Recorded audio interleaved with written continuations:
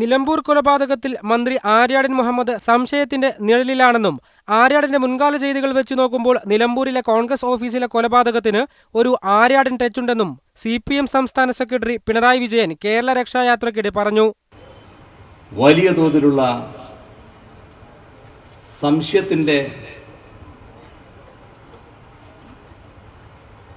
ആവരണത്തിലാണ് ഇപ്പോൾ നിങ്ങളുള്ളത്.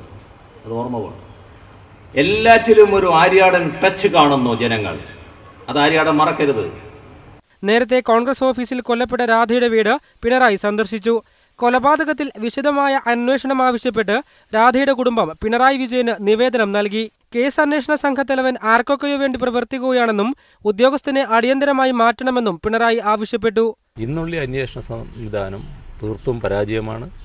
പരാജയം എന്ന് മാത്രമല്ല, ബോധപൂർവം തെറ്റായ ചിത്രം വരച്ചു കാട്ടാൻ ശ്രമിക്കുന്നൊരു അന്വേഷണ ഏജൻസിയാണ് ഇപ്പോൾ ഉള്ളത്. അപ്പോൾ ആ അന്വേഷണ തലവനെ പൂർണ്ണമായി മാറ്റണം. ആർക്കൊക്കെയോ വേണ്ടി ഒരു വാടകയ്ക്കെടുത്ത ഒരാളെ മട്ടിലാണ് ആ അന്വേഷണ മേധാവി പെരുമാറുന്നത്. CPM നേതാക്കളായ EP ജയരാജൻ, എളമരം കരീം എന്നിവർക്കൊപ്പമാണ് പിണറായി രാധയുടെ വീട് സന്ദർശിച്ചത്. അതിനിടെ കേസിൽ മന്ത്രി ആര്യാടന്റെ സഹോദരപുത്രനും അഭിഭാഷകനുമായ ആര്യാടൻ ആസാദിനെ ചോദ്യം ചെയ്തു. മുഖ്യപ്രതി ബിജുവിന്റെ മൊബൈൽ ഫോൺ രേഖകൾ പരിശോധിച്ചതിന്റെ അടിസ്ഥാനത്തിലാണ് ആസാദിനെ ചോദ്യം ചെയ്തത്. മൃതദേഹം ഉപേക്ഷിച്ച കുളത്തിന് സമീപം 2 വാഹനങ്ങൾ കണ്ടുവെന്ന് വെളിപ്പെടുത്തിയ സുകുമാരനിൽ നിന്നും വീണ്ടും പോലീസ് മൊഴി രേഖപ്പെടുത്തി. സുകുമാരന്റെ ആദ്യ മൊഴി അന്വേഷണ സംഘം അവഗണിച്ചത് മീഡിയ 1 നേരത്തെ പുറത്തുവിട്ടിരുന്നു. മീഡിയ 1 മലപ്പുറം.